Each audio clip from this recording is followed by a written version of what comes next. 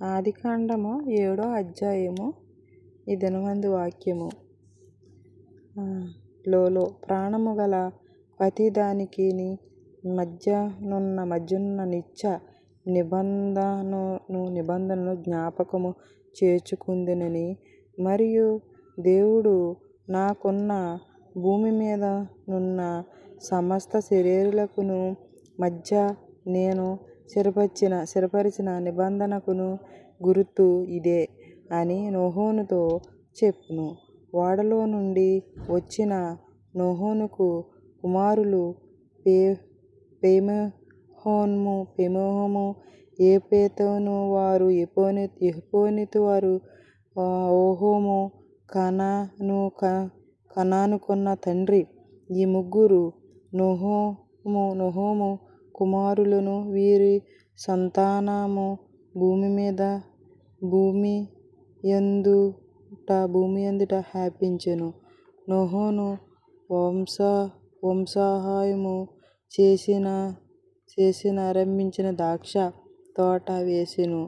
పిమ్మట ద్రాక్షారసము త్రాగి మత్తుడై తన గుడారములో వస్త్రహీనుడుగా నుండెను. అప్పుడు కనానుకు తండ్రి అయిన నోహను తన తండ్రి అయిన వస్త్రహీనుడై యుండెను చూచి బయటనున్న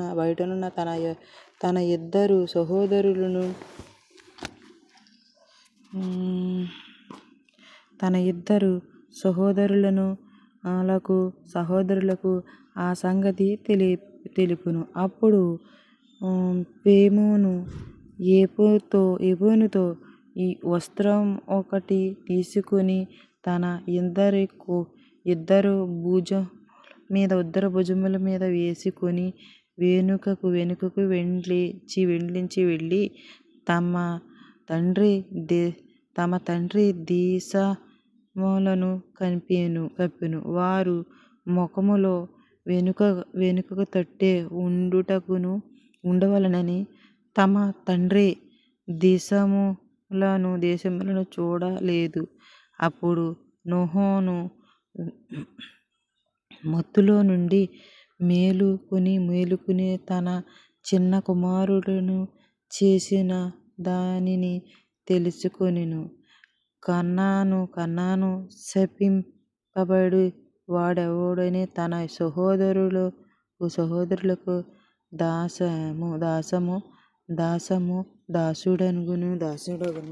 దాసుడగును అనెను. మరియు అతడు షేమదేవుడైన యెహోవా స్తుతింపబడునుగాక. కనాను అతనికి దాసుకొనెను. దేవుడు యెఫెతును విశాలపరచెను. అతడు షేము గుడారములో నివసించెను. అతనికి కనాను దాసుని అనెను. ఆ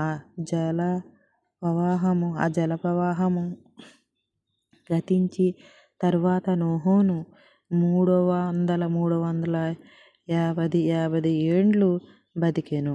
నోహను బతికిన దినములన్నీయు 980 ఏండ్లు. అప్పుడతడు మత్తుబొందెను. ఇదిగో, నోహను కుమారులకు షేము, యెఫెతుపై తనను వారి వంశావళి జలప్రవాహము తరువాత వారికి కుమారులు పుట్టెను. యెఫెతు కుమారులకు గోమెరు, మాగోగు, మద్యన, ఏవారు, తబలు, మెషెకు, తెరెసు అనువారు. గోహేను కుమారులు అషెనజు, రిబోతు, తోగర్మా అనేవారు.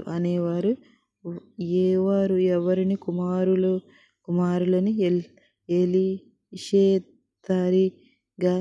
త్వరగా కితిము దాసుకొనుము అనువారు అనేవారు. వీరి నుండి సముద్రపు తీరమందుండిన జలములలో వ్యాపించెను. వారి కారు జంతువుల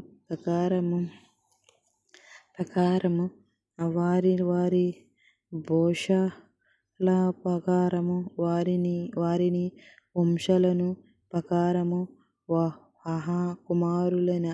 కుమారి మషాల పుత్రి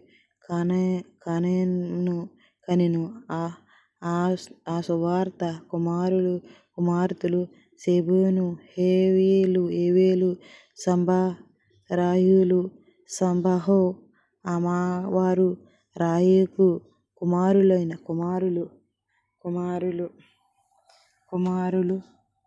పైబై దాదాను అనేవారు. హూగ్ నిమిదాను కనెను. అతడు భూమి మీద పరాక్రమశాలియై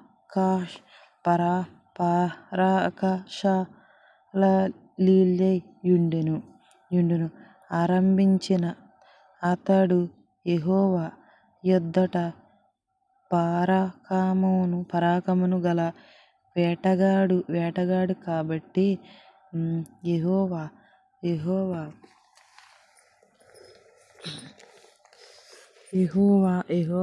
ఎదుట పరాక్రమము గల వేటగాడైన నెమ్మదులైన అనెను.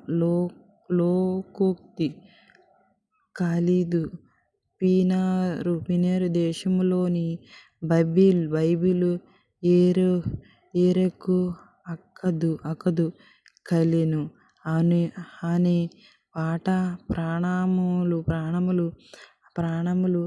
అతని రాజ్యములకు మొదలు ఆ దేశములో నుండి హాసోరుకు బయలుదేరి వెళ్ళి నీనెను, రహోబోతును, కలహము వివేకులు కలవాని మధ్యమును రేషమును కట్టించెను. అదే ఆ మహా పట్టణములో మెపాము, లూదీయులను, అనెమీయులను, లేమీయులను, నహూహీయులను ప్రతివేశించి కనెను. ఈయోహులను, హోరీయులను కనెను. ఫిలిష్తీయులను కనెను. హీహోల నుండి వచ్చిన వారు కనాను తన ప్రధాన కుమారుడగు సీదోనును, హెతును, యెబూసీయులను, అమోరీయులను, గిర్గాషీయులను, హివ్వీయులను, అమోరీయులను, సీనీయులను, అర్కీయులను, సిరీయులను, హమాతీయులను కనెను.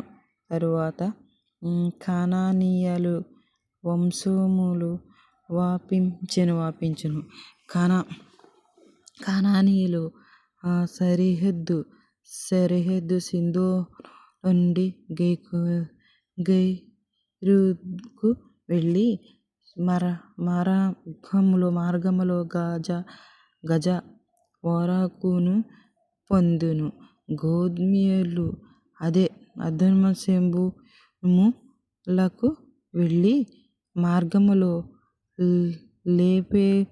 లెఫెరుకును ఉన్నది. వీరు తమ వంశముల ప్రకారము తమ భాషల ప్రకారము తన దేశముల నుండి జాతుల నుండి హాము కుమారులు మరియు ఏబేలు యొక్క కుమారులందరికీ పితరుడును. పెద్దవాడైన ఏపెతు సహోదరుడైన కయీనుకు కూడా సంతానము పుట్టెను. పేమెను కుమారులు ఏలాము, అజ్ఞాలు, అర్పక్షదలు, అరామును. వారు అరాము కుమారులను ఊచి, హూలు, గెతెను. మాపసువారు అర్పక్షదును కనెను. ఏబెరును కనెను. ఏబెరు ఇద్దరు కుమారులు పుట్టెను. వారిలో ఒకని పేరు పెలెగు. ఎలయనగా అతడు దినములలో భూమి దేశములుగా విభజింపబడెను. అతని సహోదరుని పేరు యుక్తాను, అహలోదాను, పెలెపును, హెస్రోను, వేతును, యెరహును, హెదోరును, ఊజేలును, దిక్సను, ఓబలును, అబీమయలును, పెబెను, ఉప్పీహును, ఏవీయులను, యోబును, కానేను. వీరందరూ యూదాను కుమారులై మెషే నుండి సంపారకు వెళ్ళెను. మార్గములోని తూర్పు కొండలలో వారు నివాసాలలో వీరు తమ తమ వంశముల ప్రకారము తమ తమ భాషలకారము తమ తమ దేశములన్నిటియు తమ తమ జంతువులన్నిటియు పేమెను కుమారులైన వారి జనములలో వారి వారి సంతానముల ప్రకారము నోహను కుమారుల వంశములు ఇదే. జలప్రవాహము గతించిన తరువాత వీరిలో నుండి జనములు భూమి మీద వ్యాపించెను. ఈ చిన్న వాక్యం దేవుడు దీవించును గాక. Thank you lord.